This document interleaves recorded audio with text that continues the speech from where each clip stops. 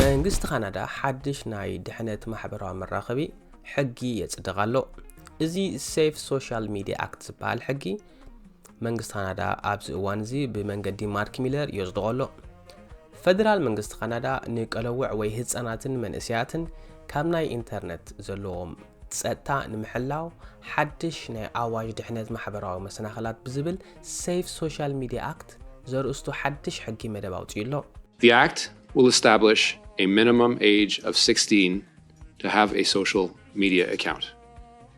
እዚ ሕጊ እዚ ማሕበራዊ መሰናኸላት ማለት ኣብ ናይ ሶሻል ሚዲያ ቻትቦት ወይ AI ኣገልግሎት ንምቁጽጻር ዝዓለመ እዩ። እዚ ሕጊ እዚ እዞም ናይ ሶሻል ሚዲያ ትካላት ሰለስተ ኣስዒበ ብሕጂ ዝገልጾ ማለት ቀንዲ ግቡኣት ከማልኡ ይእውጅ። ሰላም ክብራት ተኻተልቲ በነብ ቤኒ ሚድያ ናይ ሎሚ ኣርእስትና ኣገዳሲ ስለዝኾነ ናብ ኩሉ መታን ክበጽሕ ሼር በልዎ እዚ እዋጅ እዚ ሰለስተ ዓበይቲ ነጥብታት ዝሓዘ እዩ ቀዳማይ ንህፃናት ንምሕላው ካልኣይ ብሓላፍነት ንምስራሕ ሳልሳይ ድማ ገሊኦም ጎዳእቲ ትሕሶታት ፈጺሞም ከም ዘይረኣዩ ምግባር ማለት እዩ ኣብ ሶሻል ሚዲያ ዝርጋሕ መደባት እዚ ድማ ንዕድሚኦም ካብ 16 ዓመት ንታሕቲ ዝኾኑ ህፃናት ናይ ዕድመ ገደብ ማለት age restriction ምግባር ዘጠቃለለ እዩ እዞም ኣገደስቲ ደንበታት ንምክልኻል ድማ ሓድሽ ዲጂታላዊ ድሕነት ኮሚሽን ማለት ዲጂታል ሴፍቲ ኮሚሽን ክምስረት ምዃኑ እዩ ስዒብና ነቕርቦ ቃለ መሕተት ምስ ሚኒስተር ማርክ ሚለር ውልቃዊ ምስልታትን ቅጽበታዊ ስጉምትን ዝብል ዘጠቃለለ እዩ ሕጂ እዚ ሓሳብ እዚ ናይ ዝመደብ ነዚ ሓድሽ ሕጊ ንምግላጽ ንሚኒስተር ባህልን መንነትን ካናዳ ዝኾነ ማርክ ሚለር ቃለ መሕተት ተኻይድሉ እዚ ኣብ CBC ዝተኻየደ ቃለ መሕተት ጋዜጠኛ ከም ዝሓተቶ ቃል በቃል ብልክዕ ከቕርበልኩም ገለገለ ቃላት ኣገዳሲ ስለዘይኮነ እቲ ኣገዳሲ ዝበልኩ ሓበሬታ ጥራይ ክሕልፈልኩም ከም ዘይሕጋዊ ጾታዊ ምስልታት ብዘይ ፍቃድ ዝተሰርሑ ናይ ሓሶት ምስልታት ማለት ዲፕ ፌክ ብAI ተጠቒምካ ንምውጻእ ዝርግሑ ናይ ዕርቃን ምስልታት ማለት ሪቨንጅ ፖርን ብእዋኑ ኣብ ውሽጢ 24 ሰዓት ክጠፍኡ ከም ዘለዎም ንጹር ሓበሬታ ኣውጽኦም ኣለዉ እዚ ኣብ ሶሻል ሚዲያ ንምቁጽጻር ዝግበር ዘሎ መደብ ሚኒስተር ማርክ ሚለር ክምልስ እንከሎ እዞም ከቢድ ጉዳእታት ዘስዕቡ ዘለዉ ነገራት ብርግጽ ክጠፍኡ ኣለዎም ምክንያቱ ኣብ ኢንተርኔት ምጽንሖም ንህፃናት ኣብ ርእሰ ጉድለት ማለት ሰልፍ ሃርም የምርሖም ኣሎ ንስድራቤታት እውን ይሃስሎ ካልኦት ሓሙሽተ ናይ ጉድኣት ክፍልታት ከም ምፍርራሕ threat ጽሊ ምፍጣር hate ዓመጽ ምልዓል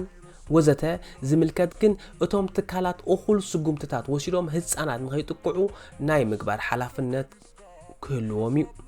ካናዳ ከም ናይ ኤውሮጳን ኣውስትራልያን ተማሂራ ነዚ ሕጊ እዚ ተዳልወላ ከም ዝፍለጥ ኣውስትራልያ ከም ዝሕግ ኣለዋ ስለዚ ካናዳ እውን ነዚ መንገዲ እዚ ትኽተላላ ኣስዕብ ኣቢሉ እቲ ጋዜጠኛ ገሊኦም ሃገራት ንኣብነት ጽልኢ ወይ ዓመጽ ብምልዓል ትርጉሞም ሰባት ዘይሰምዑሉ ሁሉ እዚ ኸ ሳብጀክቲቭ ይበሃል ንኣብነት ኣነ ኣረዳድኣይ እቲ ሄት ስፒች ዝብሎ ድዩ ወይ እዚ ዓይነት ቪድዮታሲ ብርእቶይ ሕማቅ ኣይኮነን ክብል ክእል ብኻልእ ዓይኒ ሰብ ከዓ እዚ ሕማቅ ክብል ክእል እዩ ክኸውን ስለ ዝኽእል ሕጊ ክሳብ ክንደይ ንጹር ምዃኑ ሓቲትዎ ንጹርነት ክህልልዎ ምክንያቱ እዚ ሕጊ እዚ ብመሰረት ሓደ ሰብ እዚ ንቆልዓ ክርኢ ኣይግባእን ይኽብል ክእል እቲ ሓደ ሰብ ከዓ ንቆልዓ ክርኢ ይግባእ ይኽብል ክእል ስለዚ ሚኒስተር ማርክ ሚለር ክምልስ እንከሎ እዞም ትርጉማት እዚኦም ምስቶም ዘለዉ ናይ ገበን ሕግታት ዝተኣሳሰሩ እዮም ጽኑዓት ትርጉማት እዮም እቲ ቀንዲ ዕላማ ድማ ነዚ ጉድኣት ቅድሚ ምብጽሑ ነቲ ሓደጋ ምቕናስን ኮምፕሊትሊ ምጥፋእን ዝዓለመ እዩ እዚ ስራሕ እዚ ፍጹም ፍጽምና ወይ ምምጻእ ዘይኮነስ እቲ ዘሎ ኩነታት ብምቕያር ናይ ህፃናት ናይ ኢንተርኔት ተሞክሮ ካብ ሕጂ ዘሎ ንምሕያሽን ንዘለኣለም ድማ ካብ ሽግር ንምድሓንን ዝዓለመ እዩ እዚ ሕጊ እዚ ኣብ ባይቶ ኣብ ካናዳ ባይቶ ሃውስ ኦፍ ኮመንስ ዝበሃል ብሰነት ምጸደቀ ናይ ደንበኛታት ናይ ምውጻእ ግዜ ክህሉ እዩ እቲ ጋዜጠኛ ከም ዝበሎ ንማርክ ሚለር ማለት እዩ እዚ ኮሚሽን ወይ ሬጉሌተር ቅድሚ ምምስራቱ በኣብነት ብፌስቡክ መብዛሕትኡ ግዜ ኩሉ ሰብ ኣብ ፌስቡክ ከም ዘሎ ይኣምኑ እዮም ስለዚ ዕድሚኦም ካብ 16 ንታሕቲ ዝኾኑ ሰባት ብምእጋድ ሓላፍነት ክመጹ እዩ ስለዚ ኣብ ሰዓት እዚ ደቆም ትሕቲ 16 እንተዳ ኮይኖም ፌስቡክ ንኸይጥቀሙ ክዓጽዎ እዮም ተረዲኩምኒ እዚ ከዓ ንሴፍቲ ሎም ዘውጽኦ ዘለዉ እዩ ስለዚ ኣብ ሰዓት እዚ ንፌስቡክ ዕድሚኦም ካብ 16 ታሕቲ ዝኾኑ ሰባት ናይ ምእጋድ ሓላፍነት ክመጹ እዩ ነገር ግን ፍቃድ ወይ ድማ ኤግዘምፕሽን ዝሓትሉ ትካል ኣይክህሉን እዩ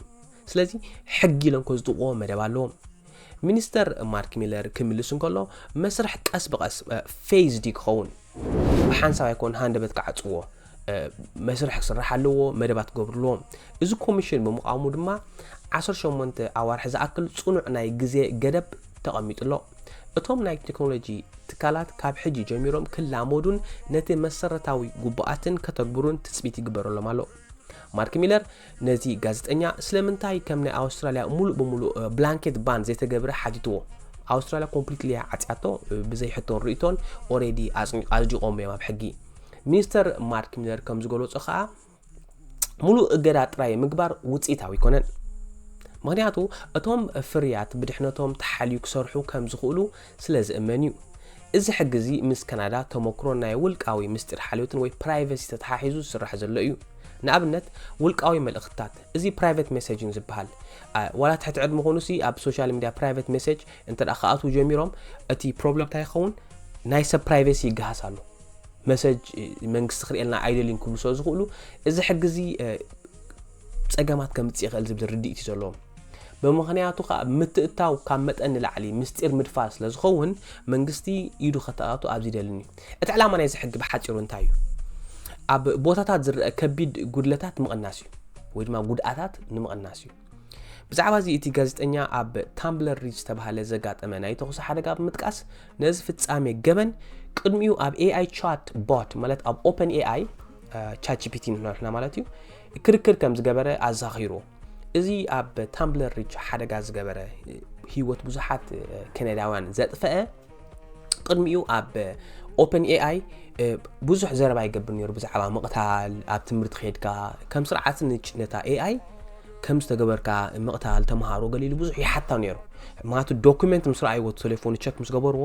ከም ስርዓት ብዛዕባ መቕታልን ሞትን ጢትን ካበይት ገዝእ እንታይ ብዙሕ ዘረባ ዝጽሓፎ ነይሩ ስለምንታይ እቶም ትካላት ንፖሊስ ናይ ምርዳእ ወይ ድማ ሕጋዊ ግዴታ ዘይተገብረሎም ክብል ሓቲትዎ ስለዚ ከምዛ ዓይነት ናይ መቕታልዶ ምጽናዶ ነፍሰይ ከጥፍዶ ገለታት ዝብል ጽሑፋት እንዳኣትገብራለ ኣውቶማቲካሊ ፍላግ ክኸውን ኣውቶማቲካሊ ሲ ኣብትናትካ እዚ ሰብ እዚ ናኦም ኮሎም ና ፖሊስ ማለት እዩ ገና ኣብ መስርሕ ዘሎ ታ አይዲያ ሚኒስተር ማርክ ሚለር ክምልስ ከሎ እቲ እዋንቲ ኣብ ውሽጢ ኦፕን ኤአይ ናይ ሰባት ኣሰራር ሓጌጋ ወይ ድማ ሂውማን ፌሊየር እዩ ነይሩ ሕጂ ግን እቲ ሕጊ ግዴታዊ ግሉጽነት ማንዳቶሪ ትራንስፓረንሲ ሜካኒዝም ዝብል ሕግ ኣውፅኦም ኣለዉ እቶም ትካላት ዝረኣዮም ፉልያት ፍጻሜታት ንፖሊስ ክንደይ ሪፖርት ከም ዝገብሩን ኣሰራርሓ ደረጃኦም ንህዝቢ ከፍጡ ግዴታ ኣለዎም እዚ ድማ ብተመሳሳሊ ሓደጋታት እንኸይድገሙ ዓቢ ሓገዝ ክህልዎም ምዃኑ እዩ ኣስሚሩሉ ብዛዕባ መቕጻዕቲ ኣብ መላእ ዓለም ዝርከቡ ኣታዊ 3% ማለት ግሎባል ተርንኦቨር ወይ ድማ $10 ሚልዮን እዩ ስለዚ ነዚ ሕጊ እዚ እንተዳ ክትስዕብ ደይከኣለት ዝኾነ ሶሻል ሚድያ ክዓጽዎም ምዃኖም እዮም ዝዛረቡ ደለው እዚ ጋዜጠኛ ከም ትካላት እዚኦም ኣብ ካናዳ ሃብቲ ስለ ዘይብሎም